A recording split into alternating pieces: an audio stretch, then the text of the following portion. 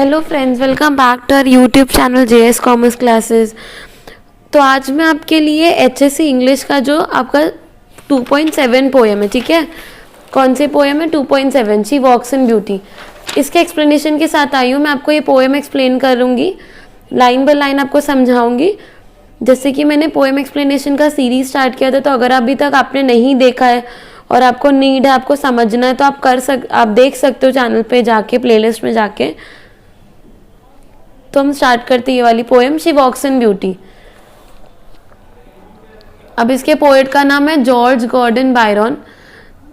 He was born in 1788 and died in year 1824. He is simply known as Lord Byron, was a famous English romantic poet and also a satirist. He attended a number of schools including the famous public school Harrow and then went to Trinity College, Cambridge. At the age of 21, he started a tour of Europe and the Orient, after which he composed Childe Harold's Pilgrimage, which made him immensely popular in England. तो ये तो था इनका introduction. अब हम जानते हैं poem के समरी के बारे में। तो देखिए स्टूडेंट्स, जो ये पोएम है शी वॉक्स इन ब्यूटी, एक शॉर्ट लिरिकल पोएम है विच सेलिब्रेट फीमेल ब्यूटी, ठीक है। The poem talks about the beauty of a female, the female which whom the poet has met in one of the party. ऐसा माना जाता है कि जो गॉर्डन बायरन ये एक लेडी से एक पार्टी में मिलते हैं और वो उनको इतनी ज़्यादा अच्छी लगती है कि उसको देखकर वो हमेशा उनके दिमाग में एक इम्प्रेशन छोड़ जाती है। तो जिसके बाद उन्होंने उसके बारे में एक पोएम में लिख दी, उसकी ब्यूटी से इंस्पायर होके। So the poet describe N अननेम women who is exceptionally striking. तो पोएम जो है वो एक अननेम लेडी के बारे में, अननेम वुमेन के बारे में जो बहुत ज़्यादा ब्यूटीफुल थी। The poet describe not only her external appearance but also her inner goodness. तो पोएट डिस्क्राइब करता है कि वो लड़की, वो लेडी सिर्फ बाहर से खूबसूरत नहीं थी, वह अंदर से भी बहुत ज़्यादा अच्छी थी। Which makes her so कैप्टिवेटिंगली attractive, जो उसको बहुत ज़्यादा अट्रैक्टिव बनाता है। Byron compares her to the night sky, describing her serene and perfect beauty. Byron ने उसका कंपैरिजन एटमॉस्फेयर और नेचर से किया है जो बहुत अमेजिंग है। Although the poem is generally thought to be a love poem, poem तो एक लव पोएम है, बट पोएट ने एक्चुअली कभी वो लेडी के लिए जो अपना प्यार है, लव है, वो डिक्लेयर नहीं किया। एक होता है ना कि मेयर आप अट्रैक्शन होता है, आप किसी को लाइक करते हो, तो बस उतना ही था और उसके लिए पोएट ने पूरी पोएम लिखी है। तो मैं बिना टाइम वेस्ट किए फटाफट आपको पोएम समझाती हूँ।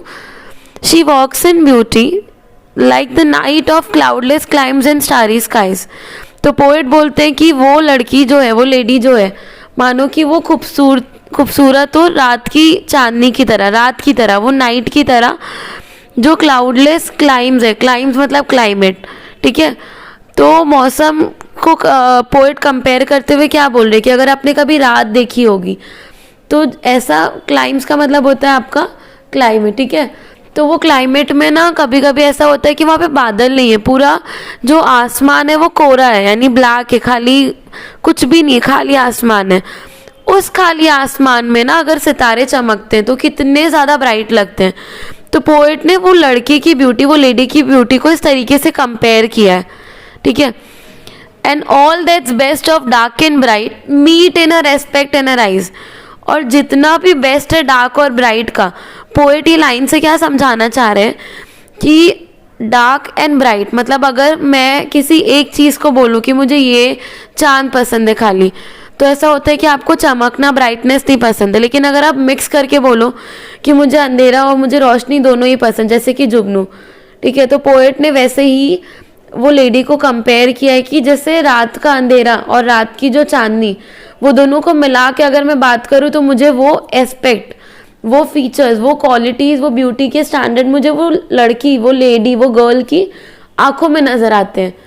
That thus mellow to the tender light which heaven to gaudy day denies. Mellowed का मतलब होता है स्मूथ और सॉफ्ट, जिसकी वजह से मुझे ऐसा लगता है कि वो जो चांदनी, वो जो रात है, वो लाइट इतनी ज़्यादा सॉफ्ट हो जाती है और वो जो ब्राइटनेस होती है ना, अंधेरा, डार्क और ब्राइट को मिलाकर वो जो रोशनी होती है, मुझे वो रोशनी लगता है, वो फीचर्स स्मूथ और सॉफ्ट फीचर्स लगते हैं वो लेडी में, जो मुझे लगता है which heaven to god day denies, heaven to god it did nice का मतलब है जिसको मैं ये नहीं बोल सकता कि बहुत ज़्यादा चमक रहा है, मतलब मैं इसको दोपहर से कंपेयर नहीं कर सकता। मुझे वो लेडी की ब्यूटी ऐसे लगती है। अब अगर देखो मेजॉरिटी लोग होंगे जिनको दोपहर क्यों नहीं पसंद है, क्योंकि ज़्यादा चांद या ज़्यादा जो रोशनी होती है वो भी आँख में चुभती है। तो पोएट वो सॉफ्टनेस और कामनेस बताना चाह रहे हैं, किस तरीके से रात में अंधेरा भी होता है बट वो अंधेरे में जो उजाला होता है वो दिल को बहुत सुकून देता है। तो पोएट ने वो लड़की की ब्यूटी, वो लेडी की ब्यूटी को उससे कंपेयर किया है। One shade the more one ray the less had half impaired the nameless grace. Poet बोल रहे हैं कि जब एक चीज़ ज़्यादा, अगर आप ब्लैक बोलो तो पूरा ब्लैक या वाइट बोलो तो पूरा वाइट, यानी बहुत ज़्यादा डार्कनेस और बहुत ज़्यादा लाइट भी अच्छा नहीं लगता। लेकिन अगर इनका मिक्स कॉम्बिनेशन हो ना, थोड़ा सा ज़्यादा और यहाँ थोड़ा सा कम, तो मिला के ना it had half impaired the nameless grace, तो ये उतना ज़्यादा अच्छा नहीं लगेगा, वो दोनों को ही आप बैलेंस नहीं कर पाएंगे। लेकिन अगर हम इनको कंबाइन करेंगे, कॉम्बिनेशन में लेकर आएंगे तो वो चीज़ की ब्यूटी अलग ही मैच होगी। Which waves in every raven tress, तो मुझे वही ब्यूटी उसके बालों में लगती है। वेव्स जैसे हवाओं से उसके जो रेवन है, रेवन मतलब यहाँ पे एक large bird of the crow family with shiny black feathers, की क्रो की फैमिली होती है। तो उस जो क्रो का एक स्पीशीज है उनका जो फेदर बहुत ब्लैक होता है। तो पोएट ने बोला है कि मुझे मानो उसके बालों विच रेवन ट्रेस, मुझे उसके बाल वो ब्यूटी की तरह लगते हैं जो इतने ज़्यादा शाइन है। और सॉफ्टली लाइटन्स ओवर हर फेस, और जब वो उसके चेहरे पे लाइट करते हैं मतलब चमकते हैं, where thought suddenly sweet express, तो मैं सोचता हूँ कि उसके अलावा जब चेहरे से नज़र हटके, बालों से नज़र हटके मैं उसकी सोच में जान पाता हूँ, ठीक है। Where thought suddenly sweet express, तो मैं सोचता हूँ कि उसके थॉट कितने ज़्यादा स्वीट है, जो बहुत ज़्यादा सुकून बताते हैं, बहुत ज़्यादा प्योरनेस, प्योरिटी दिखाते हैं। How pure how dear the dwelling place, तो वो जो उनकी ड्वेलिंग प्लेस है, यानी ड्वेलिंग प्लेस का यहाँ पे ऐसे मतलब है कि जहाँ आप आराम कर सकते हो, जहाँ पे आपको सुकून मिलता है। तो मुझे लगता है कि उसका हार्ट और उसका माइंड जो है वो ड्वेलिंग प्लेस कितनी ज़्यादा सुकून भरी, शांति भरी होगी। And on that cheek and over that bro so soft सो काम येट एलोकेंट। और अब पोएट उसके गालों के बारे में बात करे कि उसके जो चीक्स और उसके जो ब्रोज हैं वो इतने ज़्यादा सॉफ्ट और काम है। मतलब कभी कभी किसी का चेहरा कोई बहुत खूबसूरत भी होता है बट देख के लगता है कि उनको काफ़ी घमंड है और वो हम्बल नहीं है या काम नहीं है। तो पोएट बोल रहे कि जब मैं उसका आईब्रोज देखता हूँ, यानी उसका माथा, सर देखता हूँ, उसके चीक्स, गाल देखता हूँ, तो मुझे वो इतने सॉफ्ट, इतने इनोसेंट और इतने काम लगते हैं। और ये एलोक्वेंट, बहुत एक्सप्रेसिव है।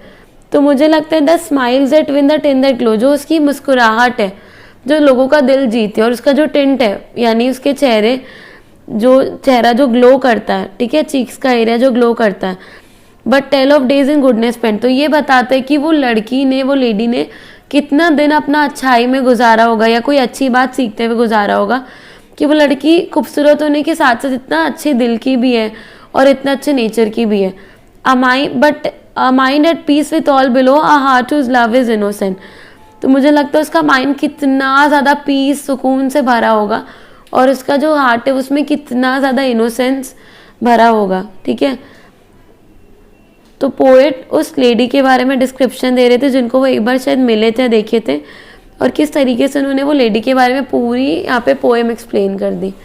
समझ आया फ्रेंड्स? तो इस तरीके से ये पोएम थी जो सिंपली डिस्क्राइब करती है the beauty of a woman which poet has met for 1 or 2 time, and because of the fascination of the personality and being attracted toward the personality, किस तरीके से उन्होंने पूरी पोएम लिख दी। तो ये थी आपकी शी वॉक्स इन ब्यूटी की जो एक्सप्लेनेशन पोएम की। आई होप आपको समझ में आई होगी। अगर अभी तक आपने चैनल को सब्सक्राइब नहीं किया है तो प्लीज़ चैनल को सब्सक्राइब कर लिएगा, और वीडियो को अपने HSC के दोस्तों के साथ शेयर करना भी मत भूलिएगा। Thank you so much for watching. ऐसे और इंग्लिश के वीडियोज़ के लिए, अंडरस्टैंडिंग के लिए प्लीज़ चैनल को सब्सक्राइब करना मत भूलना। Thank you so much.